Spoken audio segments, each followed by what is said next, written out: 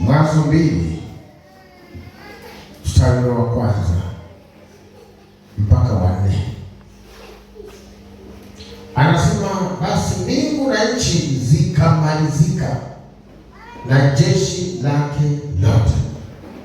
Mstari wa 2, na siku ya 7 Mungu alimaliza kazi yake yote aliyoifanya, akastarehe siku ya 7, akaacha kufanya kazi yake yote aliyoifanya. Namba 3, Mungu akaibarikia siku ya 7 akaitakasa, kwa sababu katika siku hiyo Mungu alistarehe, akaacha kufanya kazi yake yote aliyoiumba na kuifanya. Hivyo ndivyo vizazi vya mbingu na nchi zilipoumbwa. Amen. Hivi ndivyo vizazi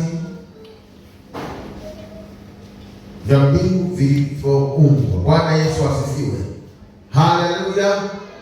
Neno hili unaweza ukalishangaa, mbona samesoma neno hili? Ndio ujumbe wetu katika neno hili unahusu usimamizi, kusimamia au msimamizi au kiongozi. Haleluya. Kuna maneno hapo manne: usimamizi, kusimamia, msimamizi, kiongozi. Nimemaliza neno kiongozi kwa sababu msimamizi ni kiongozi. Maana kamili kabisa ya usimamizi, kusimamia, ni kiongozi. Yeyote anayesimamia chochote kile anakuwa kiongozi.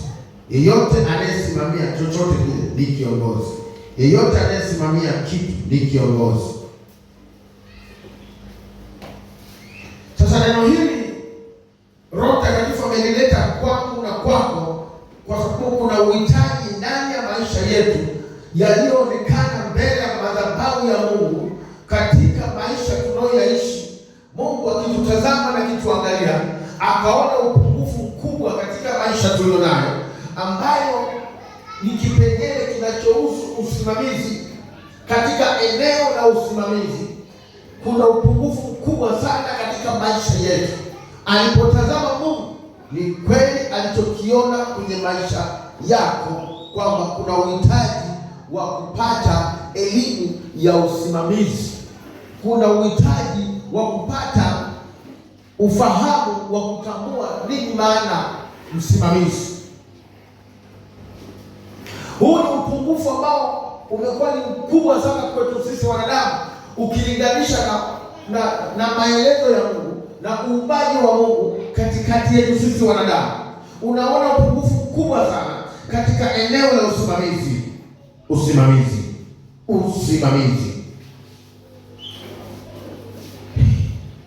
Unafikiri hivi ndivyo Mungu alivyotaka tuitwe wasimamizi? Anasema akaimaliza kazi yake yote. Maana alipoimaliza kazi yake yote, Mungu akapumzika, akastarehe. Kwa nini? Amemaliza kutengeneza mifumo itakayosababisha uumbaji wake duniani uende sawasawa na mifumo aliyoiweka Mungu. Ndio maana akasema akamaliza kazi yake, akastarehe, akafurahi, akawa anacheka, akala na kunywa, kwa sababu amemaliza kazi yake yote. Haleluya. Alipomaliza kazi, alifurahia kuimaliza ile kazi. Alifurahia kuiweka mifumo ambayo aliamini yeye mwenyewe kwamba mifumo hii ni mifumo ya utukufu kwake, ni mifumo ya baraka kwake, ni mifumo itakayombariki. Maana kile alichokifanya Mungu ni chema. Haleluya.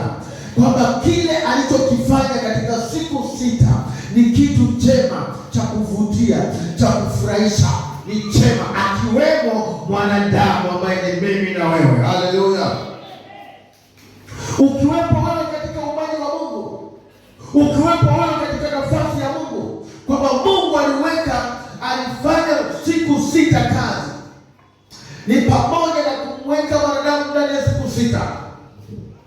Mwanadamu aliumbwa siku ya sita baada ya kuumba vitu vyote siku tano, lakini ile siku ya sita ndio siku aliyomuumba mwanadamu na kumtengeneza,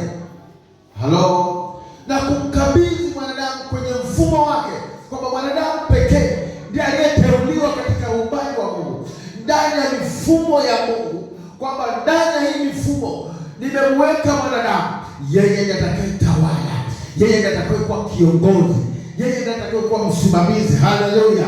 Atasimamia mipango yangu, atasimamia maono yangu, atasimamia uumbaji wangu, atasimamia kila kitu, utukufu wangu, atasimamia mwanadamu, kile nilichokiumba. Nimeumba samaki, atasimamia yeye. Nimeumba wanyama, atasimamia yeye. Nimeumba kila kitu ndani ya siku tano. Huyu niliyemuumba, yeye ndio msimamizi wa kila kitu, ni mwanadamu. Mwanadamu amewekwa na Mungu kusimamia kazi ya Mungu aliyoifanya ndani ya siku sita. Ni mimi na wewe ndio tumewekwa kusimamia hiyo. Haleluya! Sisi sio watu wa kawaida, tumepewa heshima na Mungu kusimamia mipango aliyoiumba Mungu ndani ya siku sita. Hakuna kiumbe kingine kilichopewa, ni mimi na wewe. Sasa tujiulize, ni kweli mimi ni msimamizi? Unaweza ukajiuliza, ni kweli wewe msimamizi?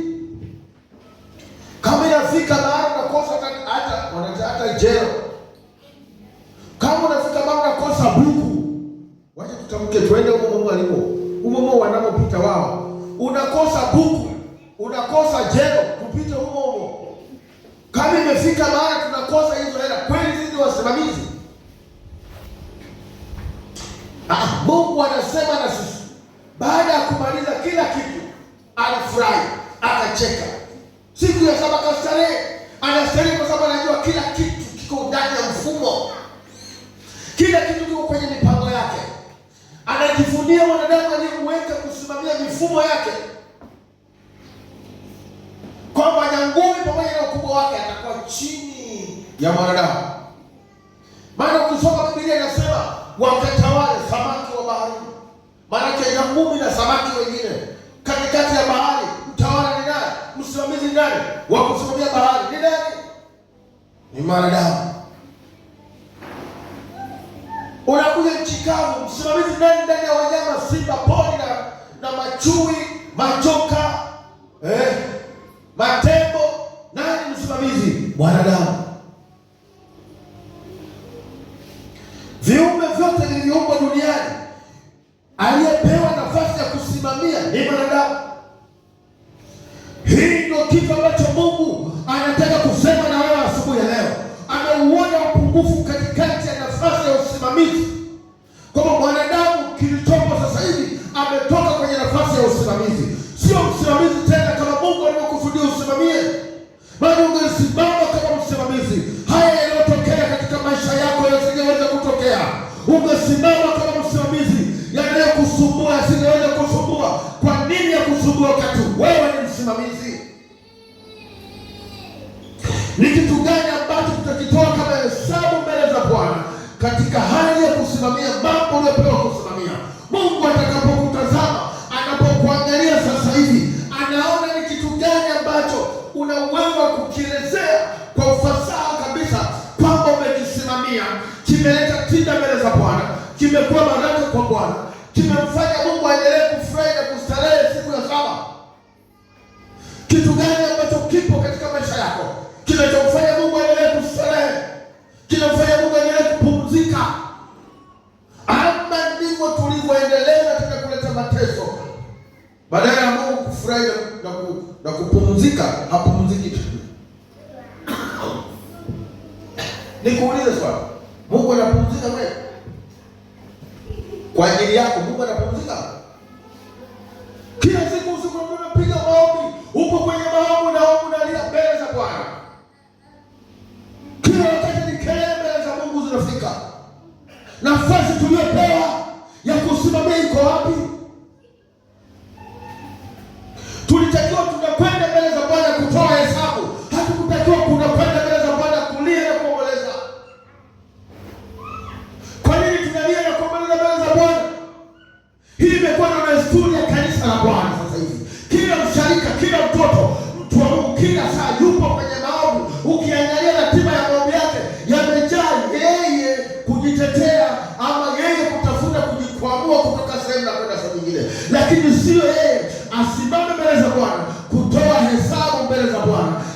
kile ambacho Mungu amekuambia usimamie.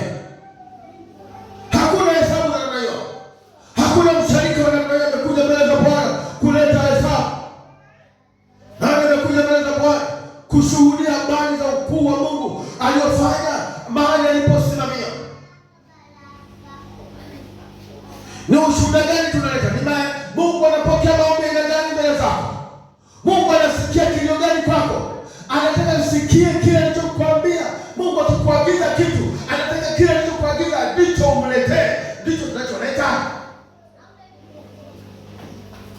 Nikukwambia wiki nzima hii umeshuhudia wangapi? Utasema.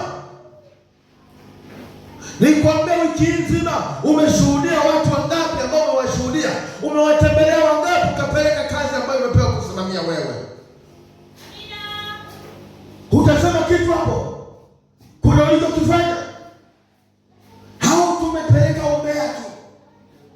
Hao tumezungumza mambo ya kusengenyana tu wenyewe kwa wenyewe. Lakini sio ile kazi ambayo Bwana ametupa ya kusimamia. Inamfanya Mungu akastarehe. Anajua na starehe kwa sababu kila kitu kimetoka kwenye mfumo. Maana Mungu alikuamini wewe. Katika nafasi uliyopo Mungu amekuamini. Hiyo nafasi uliyopewa na Mungu, je, umesimamia sawa sawa? Umesimama? Kama ndio umesimama katika machungu na maombolezo. Wewe mwenyewe umekuwa chatu, wewe mwenyewe umekuwa tatizo tena, wewe mwenyewe umekuwa uchafu tena mbele za Bwana. Baada ya kuleta hesabu mbele za Mungu, umekuwa tena tatizo mbele za Bwana. Mungu anatukana kwa ajili yako tena. Badala ya Mungu ainuliwe kwa ajili yako, badala yake Mungu anaanza kutukana kwa ajili yako. Huu ndio usimamizi ambao Bwana alitupa. Kama sisi ni wasimamizi, maanake mahali popote unapokaa mwanadamu, wewe ni msimamizi. Chochote ambacho kinakwenda kinyume na Mungu, wewe ni msimamizi. Lazima uhakikishe kinakwenda sawa na Mungu anavyotaka. Sio wewe tena usimamishe kiende vibaya na Mungu anavyotaka. Lazima tujue na tutambue Mungu anatazama katika eneo anatupatia na usimamizi. Hatujasimama kama watumishi wake, hatujasimama kama watoto wake, hatujasimama kama watawala tuliopewa kutawala. Badala ya kutawala tumetekwa. Ukiangalia kila mmoja aliyopo hapa ameshindwa kusimamia hata ufahamu wako. Umeshindwa kusimamiwa. Maanake unaamua vitu ambavyo si vya ufalme wa Mungu. Unaamua vitu ambavyo si vya kubariki Mungu. Ndio maana hata mchango tunahangaika. Kwa sababu ni jambo ambalo halikuhusu. Halo. Akili zetu zimeshindwa kusimamiwa. Umekuta unaamua maamuzi ambayo sio ya kumbariki Bwana. Unatoa maamuzi ambayo sio ya mpango wa Mungu. Umekuwa na maamuzi ambayo yako kinyume na kwenda logo, yanaamua vitu ambavyo havimuinui Mungu, yanaamua vitu ambavyo vinaleta utonganishi, yanaamua vitu ambavyo vinaleta magomvi, yanaamua vitu ambavyo vinaleta chuki na hasira katikati ya wanadamu kwa wanadamu. Maana yake mtu anaye amekosa neno la usimamizi. Mtu ambaye amepewa ile kazi ya usimamizi, maana yake amepewa maarifa na Mungu aliye hai. Huyu mtu amepewa roho ya maarifa. Huyu mtu amepewa roho ya unyenyekevu. Huyu mtu amepewa roho ya upatanisho iko ndani yake. Maana yake ni msimamizi kwa ajili ya Bwana. Ana vitu hivyo vya Mungu vya kusababisha watu wakatulia, wakawa na furaha. Mungu akaendelea kufurahia kustarehe. Najaribu kuangalia ni jinsi gani Mungu akastarehe kwa ajili yangu, kwa ajili ya kazi anayofanya. Mungu akafurahi, akakaa, haangaiki tena. Wakati wa kushuhudia ameniona mimi, wakati wa kuimba ameniona mimi, wakati wa kufanya kazi yake ameniona mimi. Mungu akafurahi, hana haja ya kuangaika tena. Kisha maliza kazi akatuachia sisi wanadamu. Lakini matokeo yake, angalia makanisa duniani, watu wamejaa chungu na hasira, watu wamefurika ndani ya mioyo yao. Ndani yao kumejaa chuki na hasira, ndani yao kumejaa maroho machafu tu. Ndio yamejaa kwenye mioyo ya wanadamu. Wameshindwa kusimamia mambo yao wenyewe. Shetani amepata nafasi ya kuvamia wanadamu,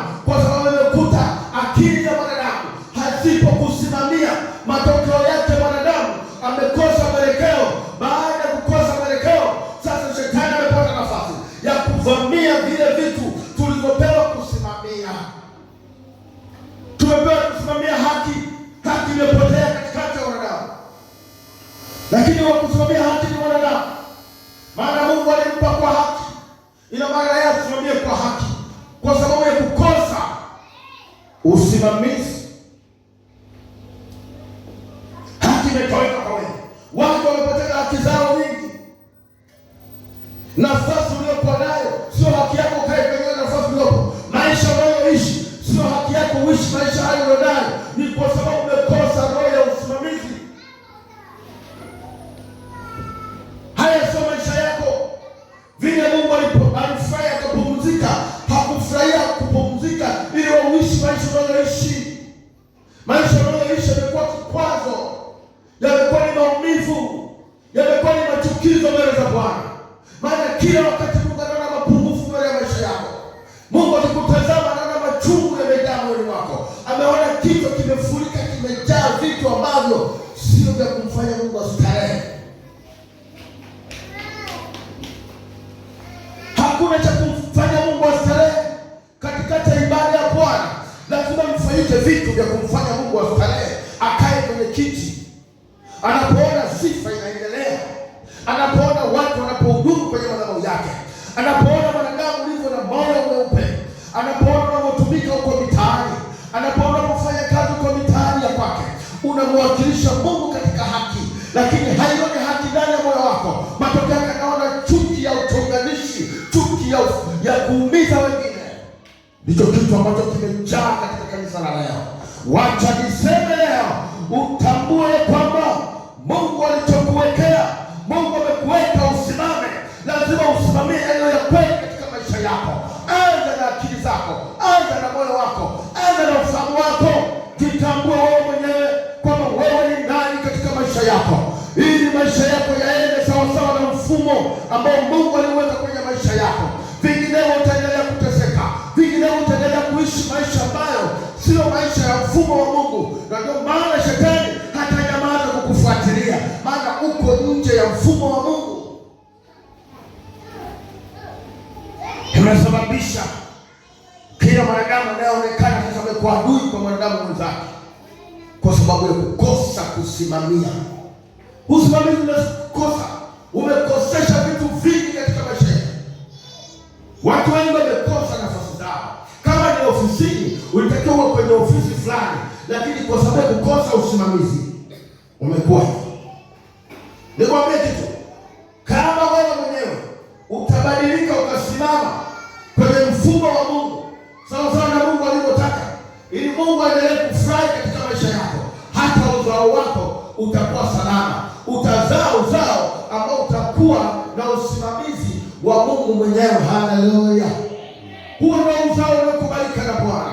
Mungu atatazama uzao huo, ataona wazazi wamesimama kwenye mfumo wake, maana na uzao wako utasimama kwenye mfumo wake.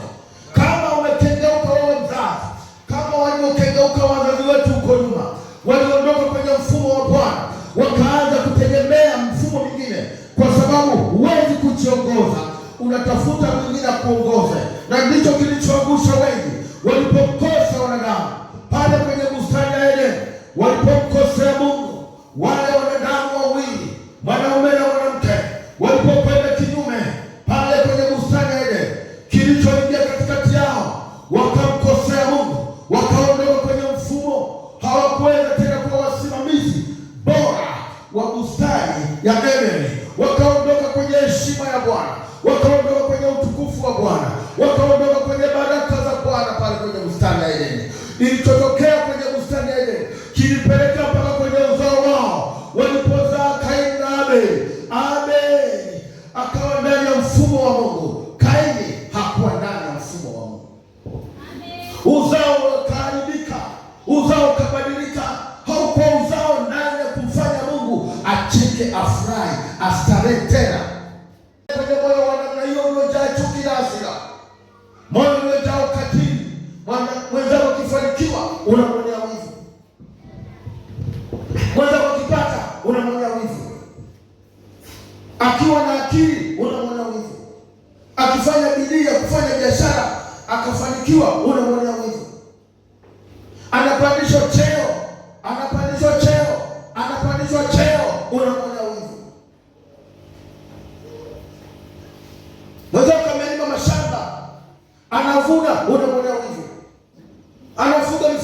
inaenda unamwonea wivu. Moyo wa namna hiyo Mungu atastarehe wapi?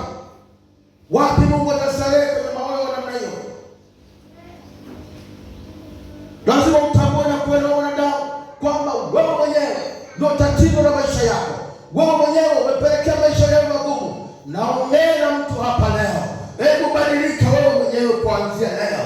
Anza kutambua kwamba wewe ni msimamizi namba moja wa maisha yako, wa ufahamu wako, wa moyo wako, wa akili zako mwenyewe. Utakapotambua kwamba wewe ni msimamizi, utasimama kama msimamizi ndani ya maisha yako na kwenye familia yako. Mabadiliko yatatokea kwa sababu umesimamia mambo sawa sawa. Angalia vitu ambavyo ulishindwa kusimamia, vilivyokutia hasara, vilivyokupeleka kwenye maisha magumu, kwa sababu ulishindwa kusimamia. Uliposhindwa kusimamia sehemu, ukaangamia, ukapigwa, ukaadhibiwa, ukatukanwa, ukadhalilishwa kwa kukosa kujisimamia mwenyewe. Heshima inaondoka kwako. Mambo mengi yanaharibika kwa sababu umekosa kujisimamia mwenyewe. Leo nataka mtu atoke hapa amejitambua kwamba yeye kama yeye anakwenda kujisimamia. Atatoa maamuzi ya haki. Hatakubali jambo lake liondoke. Atasimama katika heshima ya Bwana. Atalinda heshima ambayo Mungu alitupatia. Maana Mungu alitupatia heshima ya kusimama. Tumeikosa ile heshima ya Mungu kwa sababu ya sisi wenyewe kujiachia. Angalia wazee wetu wa zamani, wakajiachia, wakaanza kwenda kutafuta usimamizi mwingine, miungu mingine, wakatengeneza masanamu, wakatengeneza ibada ambazo zikawapelekea waone kama ndo kinga yao, maana wamekosa usimamizi wao wenyewe. Hawawezi kujiongoza. Ukikosa usimamizi huwezi kujiongoza. Huwezi kujiongoza hata siku moja. Utatafuta msaada. Mganga yuko wapi? Unatafuta msaada. Mwanasheria yuko wapi? Unatafuta msaada. Lazima utafute msaada, maana yake wewe huwezi kujisimamia. Wale ambao wanatambua neno linalosema hapa, yuko Mungu mtakatifu, yupo Yesu Kristo, yupo Roho Mtakatifu ndani ya Utatu Mtakatifu Bwana, inatosha kabisa kwa wewe ni msimamizi. Huwezi kupungukiwa na kitu chochote hapa duniani. Haiwezekani. Haiwezekani. Mungu akikupatia pesa sasa hivi, kama huna usimamizi wewe mwenyewe, hizo pesa zitaondoka. Maana shetani atakuja kuzichukua hizo pesa. Umekosa usimamizi. Watu wana elimu, wana akili zao, wana kazi zao nzuri, lakini wamekosa usimamizi kwenye elimu yao na kazi zao. Shetani anakuja kuchukua. Na kwa mtu nilikuwa ni wewe tu na ajabu tu, lakini nina kazi nzuri na nimesoma, lakini nimekuwa na ajabu kwa sababu zimekosa usimamizi. Ndio kwa nafasi ya usimamizi. Wewe tuna elimu yako, unaenda kwa mganga ambaye hajasoma. Umekaa miaka 10 au miaka 7 au miaka 5 darasani. Unasomea jambo hilo hilo, lakini kwa sababu ya kukosa usimamizi, unashangaa unakwenda kwa mtu ambaye hajasoma hata darasa 7. Yuko mchakaji huko anajifanya na roga ama na agua, unakwenda kutafuta kitu cha kusimamia wewe. Miaka 7 yote umesoma bure. Huu ni upungufu. Mungu anapotazama na jinsi gani tumepotea. Nataka nikuamshe leo. Huko unapokwenda, rudi kwenye nafasi yako ya kusimamia mambo yako mwenyewe. Simamia mambo yako mwenyewe.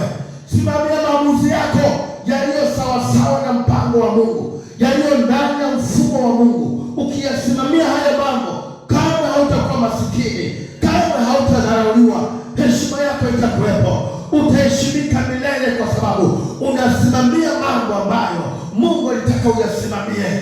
Unasimama sawa sawa na mpango wa Mungu aliokusudia.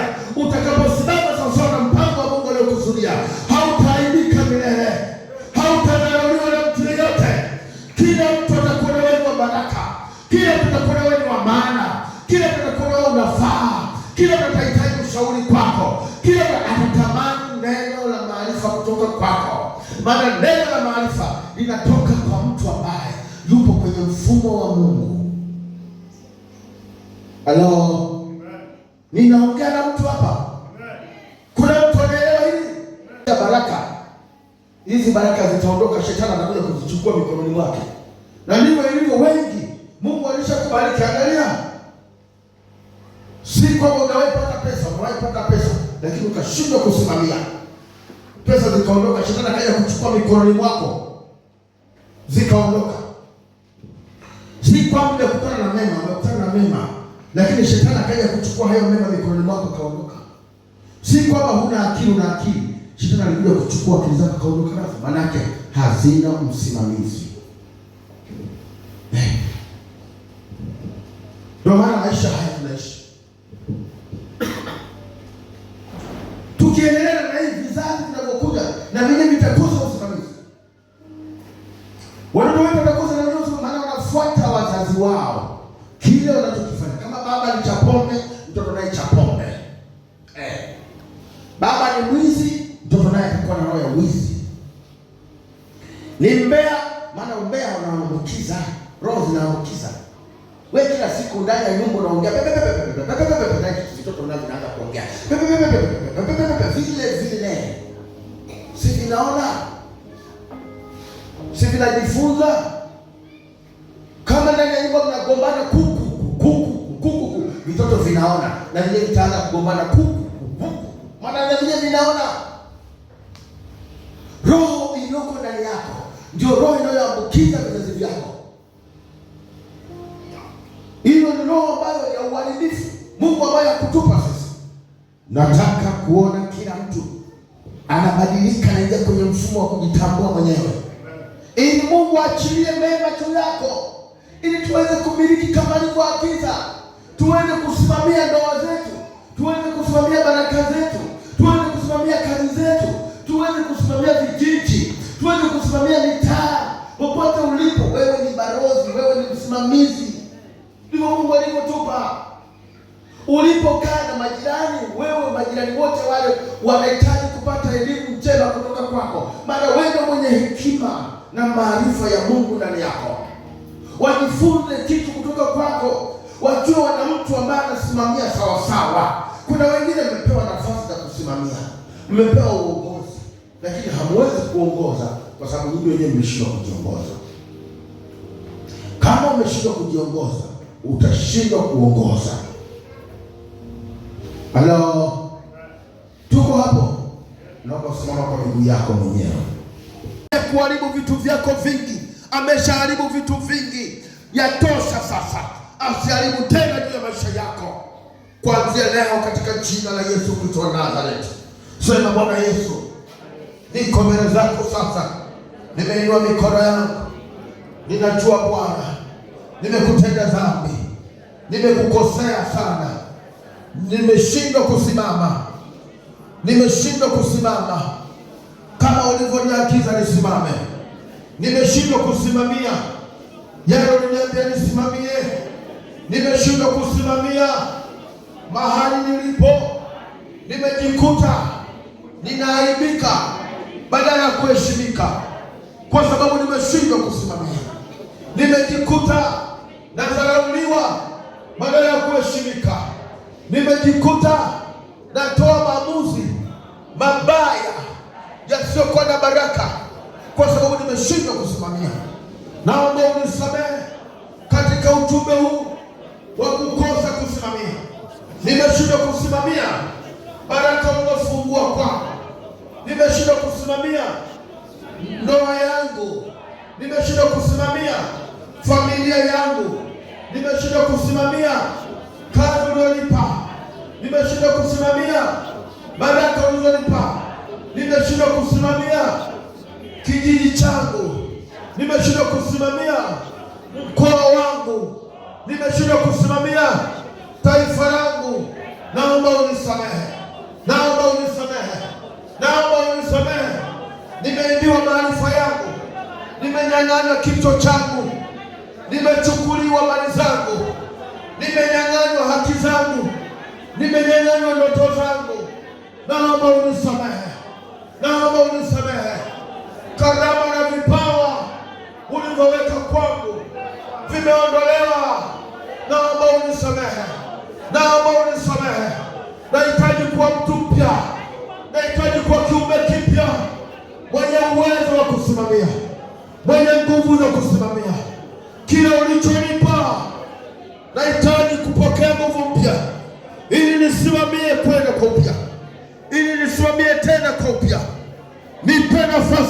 mwingine. Bwana, nipe kibali tena, nipe kibali tena na nguvu za kusimamia tena kama mtoto wako, kama mtoto wako.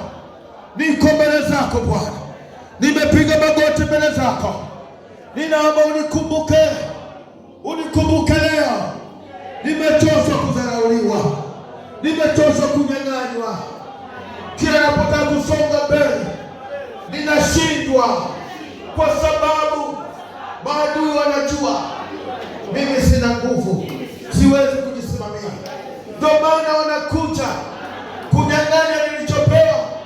Kuanzia leo nisimamishe kwa upya, nisimamishe kwa upya, nisimame upya, niwe kiumbe chako kipya. Mabadiliko yanitokee kwenye akili zangu, kwenye nafsi yangu, kwenye roho yangu. Nibadilike, nibadilike, muonekano wangu ubadilike, mawazo yangu yabadilike. Nibadilike kuanzia leo, wanijue upya kuanzia leo. Nami ninaahidi mbele zako, nitasimama kwa upya. Sitakubali tena aibu iwe juu yangu, watu wanizalau, haki zangu ninyang'anywe. Sitakubali tena, kwa jina la Yesu Kristo, kwa damu ya Yesu Kristo. Yesu nisaidie. Endelea kuomba mwenyewe.